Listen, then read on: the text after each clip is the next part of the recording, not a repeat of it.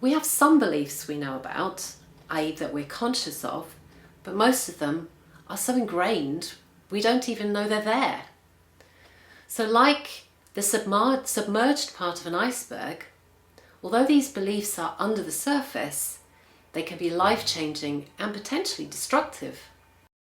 Many of our beliefs and attitudes will have been implanted in our childhood by our caregivers, often our parents, as well as teachers, friends, our culture, our life events, and they will have stayed there ever since, affecting and driving our behaviours and our feelings.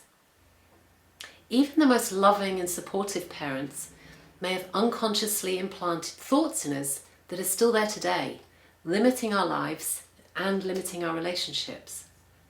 You have the chance now to discover more hidden beliefs, particularly those that limit you.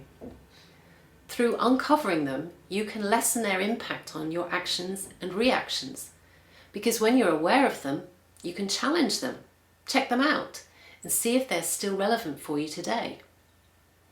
In other words, you need to become aware of them.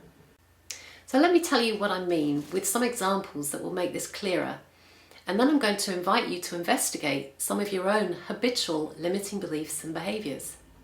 As children, we had an instinctive ability to sense when something was wrong or threatening, and we will have evolved strategies to anticipate a threat and mitigate against it. A child has two basic needs. One, to survive physically, and two, to be loved and accepted, i.e. to survive emotionally. So a threat to a child might even be something like the perceived withholding of love, like someone being disappointed in us. Some of our earlier beliefs will have evolved out of behaviours we felt we had to establish to protect ourselves from such threats or perceived threats. As adults, these childish strategies are often still in use, although unconsciously, and generally they are less than helpful for us.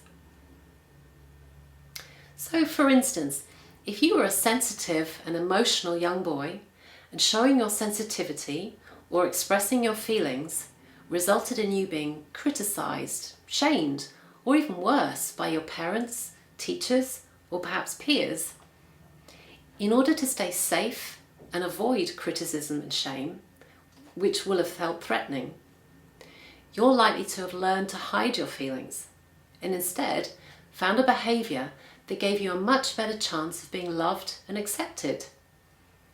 Perhaps like appearing to be calm and happy, or maybe you laughed your feelings away by playing at being a comedian. The belief that showing your feelings is unsafe and doesn't get you love, and a survival behaviour of hiding them, may thus have become hardwired in your brain and an unconscious habit. You might even behave as if you don't really have any feelings. Or perhaps you were a strong and assertive young girl, but were told that it was unladylike or rude to speak your mind so assertively or be so bossy.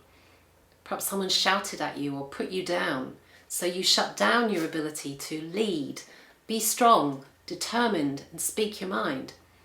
And instead, maybe you became passive and quiet in order to ensure you were loved and accepted. Perhaps now you're still a little submissive or afraid to let your true brilliance shine out for fear of how people might judge or reject you. But because that's not your true nature, you may also have feelings of resentment or anger when someone tells you what to do. If you're someone who avoids difficult conversations, potential conflict, or problems, and likes to keep the peace and be nice to people, you may well have grown up in a family where there was little or no apparent conflict.